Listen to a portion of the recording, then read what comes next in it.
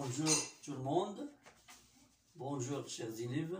Donc aujourd'hui, on va corriger un examen national de deuxième année baccalauréat sciences maths ou bien terminale sciences maths concernant l'énergie dissipée par l'effet de Joule. Donc comment calculer l'énergie dissipée par l'effet de Joule pendant une durée delta T. Alors on va présenter maintenant l'énoncé de cet examen. Alors,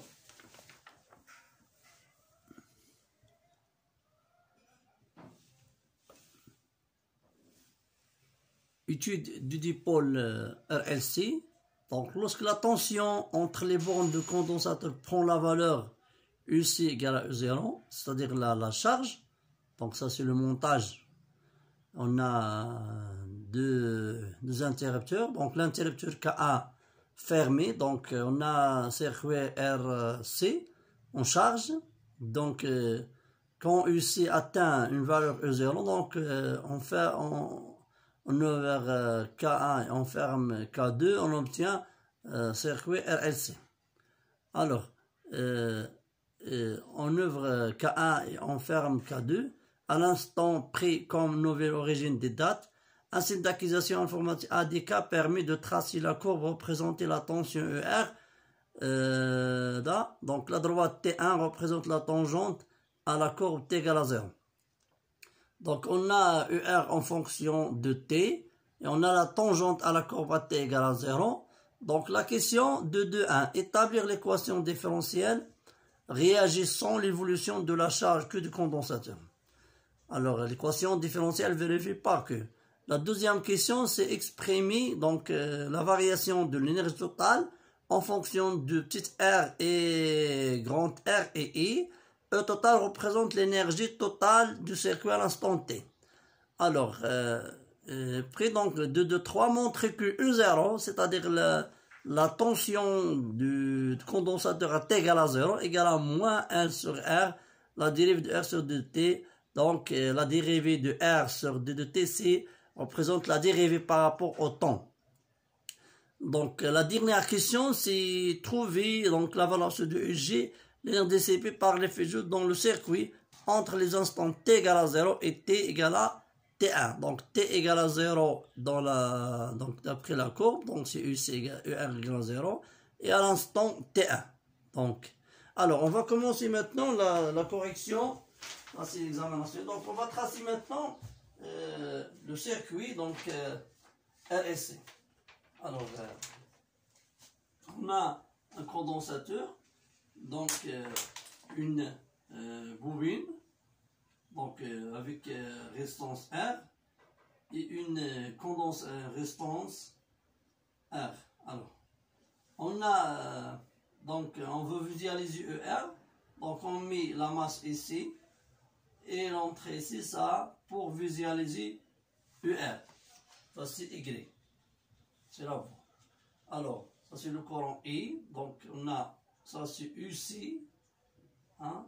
Ça, c'est UR. Et UL. D'accord? Ça, c'est le montage expérimental. Le montage expérimental. Le montage expérimental. Donc ça c'est le montage expérimental. Alors pour la première question, c'est d'établir l'équation différentielle vérifiée par donc l'équation différentielle vérifiée par la charge Q. Alors d'après la loi de la tension, donc d'après la loi de la tension, d'après la loi de la dérivée de tension, on a UC, hein, ou bien on a UC, donc plus UR, ou bien UC plus UL, plus ER égale à 0. Donc UC plus EL plus R égale à 0. Alors, ça c'est UC plus L d de I sur d de T, plus petit RI plus grand RI, donc égal à 0. Ça c'est UL et ça c'est UR. Donc égal à UC plus L d de I sur d de T plus R total I égale à 0. Alors, mais la question de trouver l'équation différentielle vérifie par Q. Donc on a Q égale à C UC, c'est-à-dire UC égale à Q divisé par C. On a I égale d de Q sur d de T. Alors, on remplace ces deux expressions dans l'équation, on obtient Q sur C plus L, ça c'est I, c'est la dérivée du Q, mais c'est la dérivée de I. Donc la dérivée de I, c'est la dérivée seconde du Q. Plus R total d de Q sur d de T. Donc, on va mettre en ordre, donc c'est la dérivée seconde, puis la dérivée première, puis Q.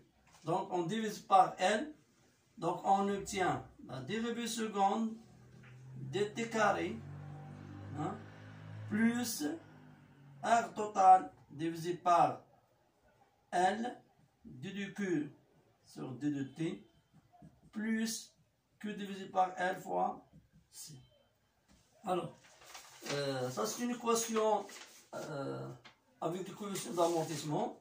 Donc ça représente coefficient d'amortissement. Coefficient d'amortissement. Alors, on a répondu à la question 1. Alors, pour la question 2, donc exprimer l'énergie totale, la dérivée de l'énergie totale. Donc, on va déclarer c'est quoi l'énergie totale. D'accord? On va dire que c'est quoi l'énergie totale.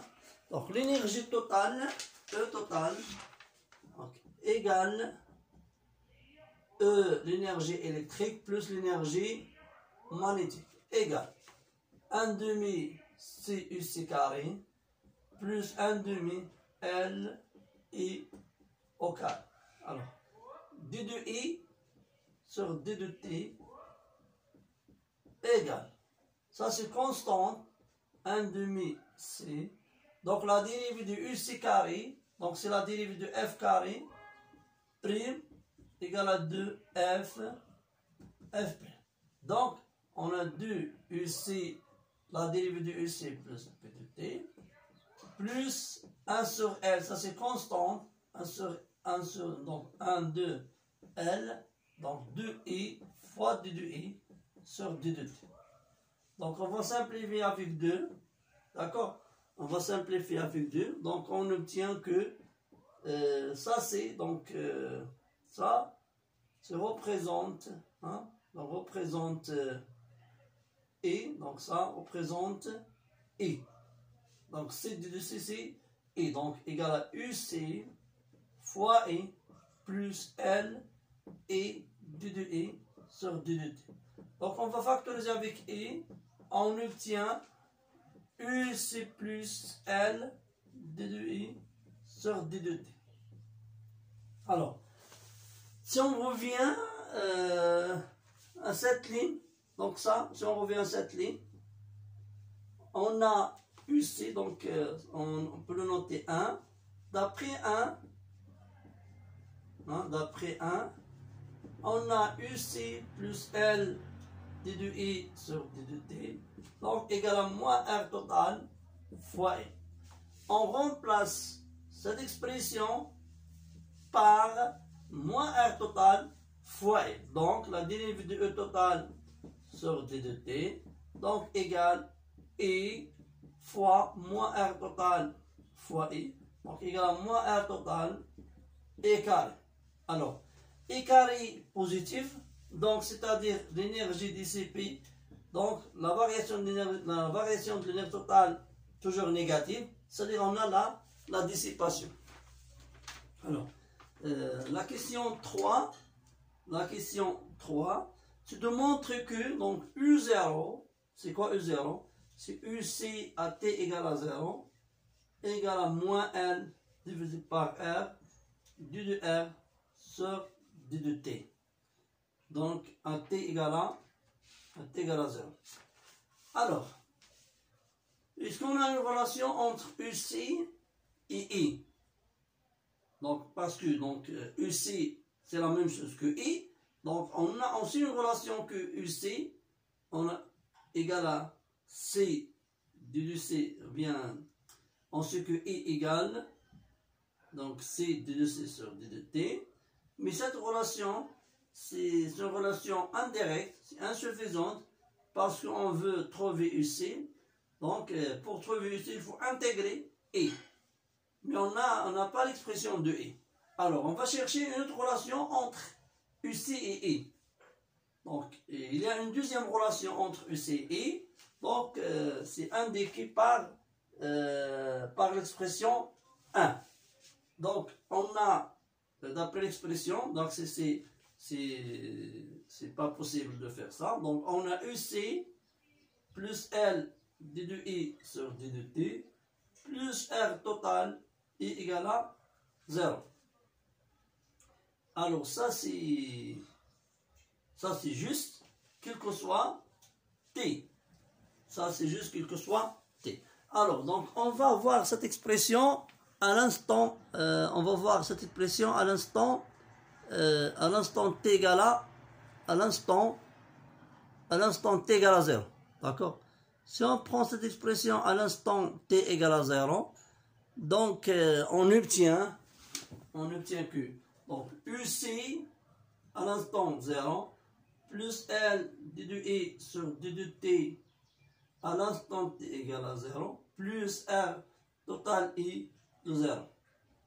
Alors, à l'instant T égale à 0, I de 0 égale à 0. Donc, ça, c'est égal à 0. Alors, U0 est égal à moins L d de I sur d de T à T égale à 0. Alors, c'est quoi alors, donc, on va montrer ça ici.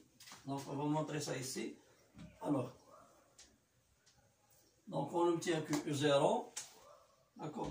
Donc, U0, égale, donc, U0, hein, U0 égale à moins L d de I sur d de T à T égale à 0.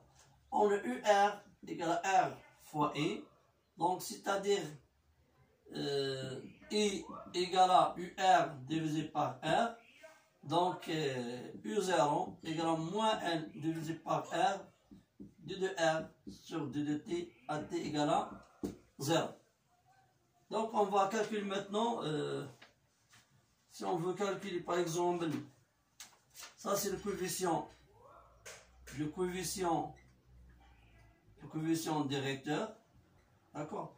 Donc, d de ER sur d de T à T égale à 0, donc égale à delta ER sur delta T, d'accord? Par exemple, on a le coefficient directeur de la tangente à T égale à 0. Donc, par exemple, on a la courbe comme ça, d'accord? La courbe c'est comme ça, donc on a la tangente ici, ça c'est le tangente, donc on prend un point, par exemple ici, donc ça c'est delta UR, ça c'est delta T, d'accord? Et on obtient E0, ça c'est donné, et grand R donné, on obtient E0. Donc, on va passer maintenant à la dernière question. C'est la question 4. C'est de calcul d'énergie dCP par les figures entre deux instants. Alors, l'énergie dCP entre deux instants. Donc c'est quoi l'énergie dCP? Donc, l'énergie dCP, donc EG, égale la variation de l'énergie totale entre T0 et T1. C'est-à-dire, on va calculer l'énergie dissipée à l'instant T égale à 0, l'énergie totale à l'instant T égale à 0, puis l'énergie dissipée, ou bien l'énergie totale à l'instant T1, puis on va déduire la différence. Alors, on a, donc l'énergie totale à l'instant T0 égale l'énergie électrique à l'instant T0 plus l'énergie magnétique. Alors, à T égale à 0, ça c'est égal à 0. Donc, égal à 1 demi si U0 au carré. D'accord? Donc, l'énergie totale à l'instant T1 égale l'énergie électrique à l'instant T1 plus l'énergie magnétique à l'instant T1. Donc, égal à 1 demi si UC à l'instant T1 au carré plus 1 demi L I à l'instant T1 au carré. Donc, on va maintenant chercher la valeur du UC à l'instant T1 et la valeur de I à l'instant T égale à 0. T1. Alors, donc on a à l'instant, donc comme ça, donc à l'instant T1, à l'instant, ça c'est ER. Alors, on a UR à l'instant T1 égale à RI à l'instant T1, c'est-à-dire I à l'instant T1 égale à ER à l'instant T1 divisé par R. On obtient I. Donc, il reste UC. Donc, c'est-à-dire, comment on peut calculer UC à partir de I, ou bien de ER? Donc, on a UC plus L de I sur D de T, plus R total, I égale à 0. Alors, à l'instant T1, UC à l'instant T1, plus L, la dérivée de I à l'instant T1, plus R total, I à l'instant T1. Alors, à l'instant T1, UR atteint une valeur minimale, c'est-à-dire il admet une tangente horizontale. Une tangente horizontale, c'est-à-dire la dérivée de R à l'instant T1 égale à 0. C'est-à-dire donc la dérivée de I par rapport à T à l'instant T1 égale à 0. C'est-à-dire UC à l'instant T1 égale à moins R total à l'instant T1, d'accord? C'est-à-dire UC à l'instant T1 égale moins R divisé par donc moins R total divisé par R fois UR à l'instant T1. Donc on a calculé maintenant UC à l'instant T1 et I à l'instant T1, puis on va injecter des expressions dans l'expression de l'instant T1, puis on va faire la différence. Alors, on va trouver que, donc, l'énergie totale. Donc, la variation de l'énergie totale égale l'énergie totale à l'instant T1 moins l'énergie totale à l'instant T égale à 0. Donc, égale 1 demi C, donc, 1 demi C, donc, R total UR à l'instant T1 divisé par R tout au carré plus 1 demi L UR à l'instant T1 divisé par R tout au carré, hein, d'accord, moins 1 demi L moins 1 demi C U0 au carré. D'accord, donc on peut factoriser avec 1 demi, d'accord, 1 demi, donc 1 demi ER à l'instant T1 au carré divisé par R au carré. Tu factures avec C, donc CR total au carré plus L moins 1 demi C0 E carré. Ça c'est la variation d'énergie totale. Alors, je souhaite que vous avez bien comprendre cette démonstration. Donc, si vous avez des questions ou bien quelque partie n'est pas bien compris, donc n'est pas clair, vous pouvez les laisser des commentaires sur ma chaîne YouTube ou bien sur le groupe Facebook. Alors, bonne chance.